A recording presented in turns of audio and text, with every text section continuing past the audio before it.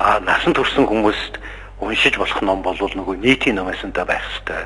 Тэрийг сургуулийн номосонд авчиж хийчихэд ингээд сургуулийн хүүхдүүдэд янз бүрийн ном уншуулад байх нөхцөл бүртгэл гэсэн ийм юм заг ялгаанаас болж байгаа. Зөвхөн тэр нийгмийн асуудалтай холбоотой асуудлуудыг ойлгож байна. Гэхдээ энэ хууль бол цэвэр яг номын сангийн үйл ажиллагаагийн зохицуулсан хууль байх юм аа. Тэр нийгмийн асуудлыг нь бол жижигтэн шийдэх зүйтэй байхаа л гэж бодож байна.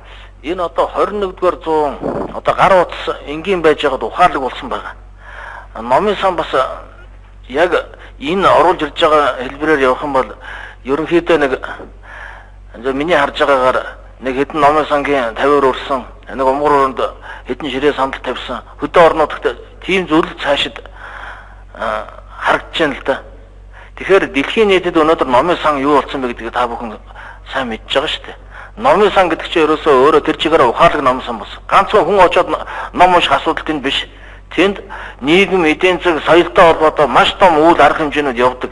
Ийм одоо шинэ ойлголт бий болсон байгаа.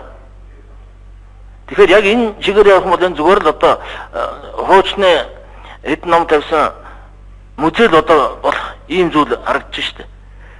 Тэгээ би бол одоо Монгол төр бол цаашд бол мэдээж энэ улсын төсвөөс орон нутгийн эрх баригчид номын сангийн үйл ажиллагаа, санхүүжүүлэх үйл ажиллагаа дэмжиж явах нь бол ойлгомжтой. Гэхдээ дэлхийн нийтэд номын санг бол хувийн хвшлэр хөрөнгө оруулаад тэдгээрийг дэмжиж явдаг ийм зарчим байгаа шүү дээ. Хуулийн төсөлд номын сангийн үйлчлэгээ эрхэлдэг этгээд түүний эрх үүрэг, үндэсний номын сангийн эрх зүйн байдал, үйл ажиллагаа, номын сангийн үйлчлэгээ болон уншигчдын эрхийг хангах, холбогдох харилцааг зохицуулахаараа тусгасан байна. Энэхүү хуулийн төсөл баталгаснаар номын сангийн үйлчлэгээг олон улсын стандартад нийцүүлэх, иргэдийн мэдээлэл авах боломжийг бүрдүүлэх, мэдээллийн үйлчлэгийг хүртээмжтэй, чанартай, хүргэж иргэдийн оюуны хэрэгцээг хангахад зориутой ахис гарна гэж үзэж байна.